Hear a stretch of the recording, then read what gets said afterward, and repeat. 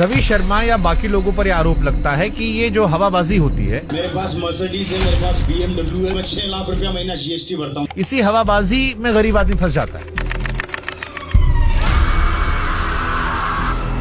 जो ऊपर वाला आदमी है वो तो पैसा कमा रहा है और जो नीचे आता जा रहा है वो केवल सपनों में जी रहा है। ये बिल्कुल 100%। एक महीने में 100 करोड़ कमा लिया, लोग कह रहे हैं कि भाई साहब इनको देख के तो अंबानी जी शर्मा रहे होंगे। मेरा मंथली टर्नओवर 100 करोड़ से ऊपर रहता है। इस तरह की हवाबाजी चल रही है। इनमें और डायरेक्ट सेलिंग में क्या अंतर है? जिस व्यक्ति का था, जो भी उसने बोला, वो सफल व्यक्ति है डायरेक्ट सेलिंग का, लेकिन एक्सप्रेस करने का ढंग उसका सही नहीं था। इसको लेकर एक परसेप्शन है कि ये पिरामिड लेवल पे काम करती है कि आप नीचे 5 आदमी जोड़िए, उसके नीचे 5 जोड़ेंगे। पिरामिड का जो परसेप्शन है, ये आज तक कोई समझ नहीं पाया व्हाट इज द पिरामिड। अब मान लीजिए गरीब आदमी आपके पास आता है जिसको हिंदी बोलना भी ढंग से नहीं आता, उसको क्या फ्री में सब सिखा रहे हो? 3 साल 5 साल लगते हैं एक आदमी को ग्रूम करने में। ग्रूमिंग के तो पैसे आते होंगे। ट्रेनिंग का कोई पैसा नहीं लिया जाता सर। वो आएगा जाएगा, उसका पैसा लगेगा। कान इधर से पकड़ो, इधर से पकड़ो। आप लोगों ने एनालाइज किया कि फिर आपकी इंडस्ट्री मीम मटीरियल क्यों बन गई? हमारी इंडस्ट्री में लोग इतने दिखते हैं, लोग रोज अचीवमेंट करते हैं, कोई गाड़ी खरीदता है, कोई पैसे कमाता है। अब ये बेरोजगार लोग जो इन्फ्लुएंसर है, हमारा मजाक बना के इनको पैसा मिल जाता है। डायरेक्ट सेलिंग में नए लोगों को भर्ती करने पर इतना जोर क्यों होता है? एक तो आप लोगों में कला होती कि आप लोग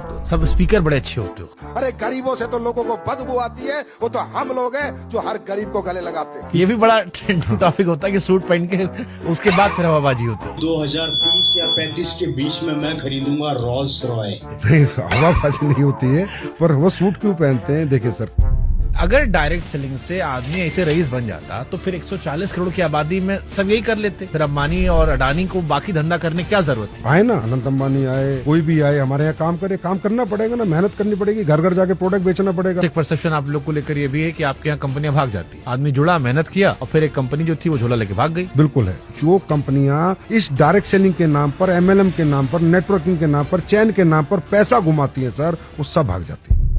असली या नकली कंपनी का फर्क कैसे पहचाने? कोई भी मीडिया चैनल या कोई भी न्यूज बनाते हैं, वो अपनी जगह कहीं हद तक सही भी कहते हैं। जितने भी दुगने पैसे करने का वादा करते हैं, ये सब नकली है सर। जो स्कैम वाले होते हैं, उस स्कैम से बचने के लिए क्या सलाह दोगे? डायरेक्ट सेलिंग में महिलाओं की क्या भूमिका है? सबसे बड़ी भूमिका उनकी थी सर। डायरेक्ट सेलिंग बनी महिलाओं के लिए थी। प्रोडक्ट सारा इंसान बिकता है यहाँ पे। अगर इंसान होशियार है तो बेच ले जाएगा। हाँ, इंसान होशियार है तो होशियार आदमी तो बेच ही देता है।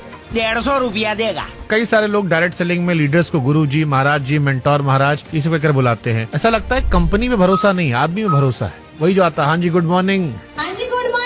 हरमनप्रीत कौर ने जीतने के बाद सबसे पहले जाके अमूल मजमूदार के पैर पकड़े कि थैंक यू कोच कि आज हम ये जीत गए। तो भावुकता यहाँ भी है ना सर। कैसे भरोसा करे कि आपका सामान सही है? सोशल मीडिया पे प्रोडक्ट के रिजल्ट्स भी वायरल है सर। अगर आप लोगों ने कैंसर का इलाज ढूंढ लिया, नहीं, हमने नहीं ढूंढा, कंज्यूमर कह रहा है कि ये प्रोडक्ट लेके मैं ठीक हूँ। अरे भी तो वैसा हो कि बाबा लोग पेट में हाथ डाल के पत्थरी निकाल देते हैं, पत्थर निकाल देते हैं, वो भी यूट्यूब पे भरा पड़ा है। हमारे एक बाबा किए थे।